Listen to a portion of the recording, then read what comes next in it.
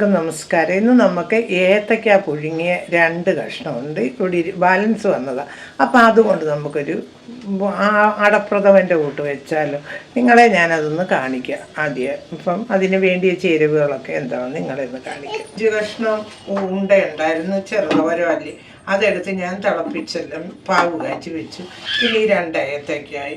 ഇനിയിപ്പോൾ അതിന് വേണ്ടിയതെല്ലാം ഞാൻ നിങ്ങളെ ഇന്ന് ചേർക്കുന്നേ കാണിക്കാം.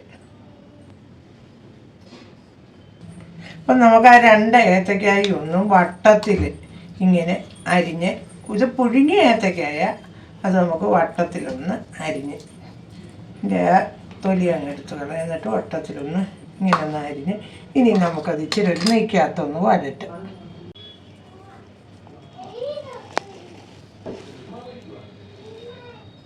അപ്പം നമുക്ക് ഇത്രയുള്ള ഒരു ഉരുളി എടുത്ത് അതിനകത്തോട്ട് നമുക്ക് ഇതൊന്ന് വെച്ചൊന്ന് തീ കത്തിക്കും. അപ്പം നമുക്കൊരു ശകലം നെയ്യ് അതിനകത്തോട്ട് തരണം. ഇത്രയും നെയ്യ് ആ നെയ്ക്കകത്ത് വേണം ഇതൊന്നും വഴറ്റിയെടുക്കാം. അപ്പം നമുക്കതൊന്നും വഴറ്റിയെടുക്കാം. അപ്പം നമുക്ക് നമ്മുടെ ഏത്തയ്ക്കായ ഇവിടെ അതിനകത്ത് ഇതൊന്നിട്ട് നമുക്കൊന്ന് വഴറ്റിയെടുക്കാം.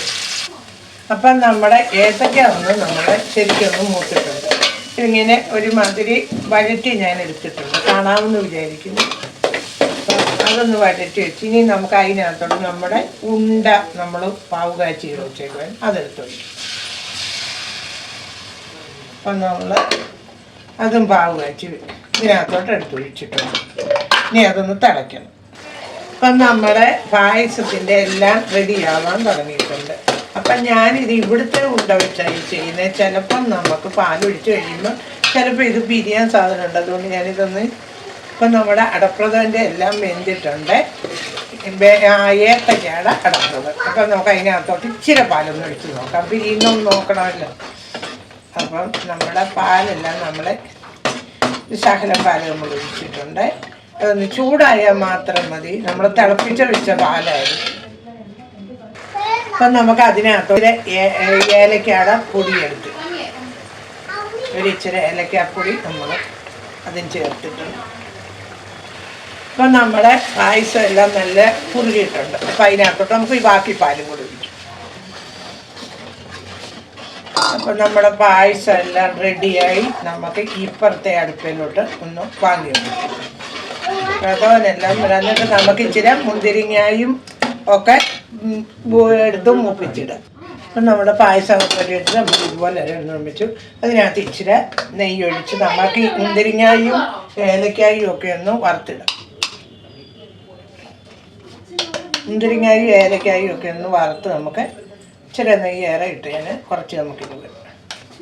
അപ്പം നമുക്ക് അതൊക്കെ ഒന്ന് വറുത്ത് മൂപ്പിച്ചിടും. ഒന്നേണ്ട എല്ലാം കൂടെ ഞാൻ അതിനകത്തോട്ട് ഇട്ടിട്ടുണ്ട്. അതൊന്ന് മൂപ്പിക്കുന്നത് തന്നെ വെയിറ്റ് ചെയ്യും.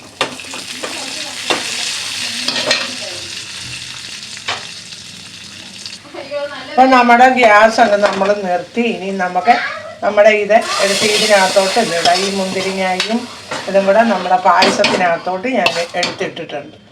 അപ്പം നമുക്ക് ഈ പായസം ഒരു പാത്രത്തിലോട്ടൊന്ന് ഒഴിച്ചാലും. അപ്പം നമ്മുടെ പായസം നമുക്ക് ഒരു പാത്രത്തിനകത്തോട്ടൊന്ന് ഒഴിക്കും.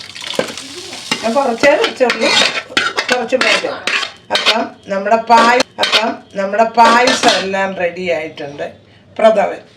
അപ്പം നിങ്ങളെല്ലാവരും ഇതൊന്ന് ട്രൈ ചെയ്ത് നോക്കൂ. ഏത്തയ്ക്ക വേവിച്ചത് വെച്ച് നെയ്ക്കകത്ത് വഴറ്റി ഒന്ന് വെച്ച് നോക്കിയാൽ നല്ല അടിപൊളി പായസമായിരിക്കും. അപ്പോൾ എനിക്ക് എല്ലാവരും ലൈക്കും കമൻറ്റും സബ്സ്ക്രൈബും ഒക്കെ ചെയ്യും. Okay, by.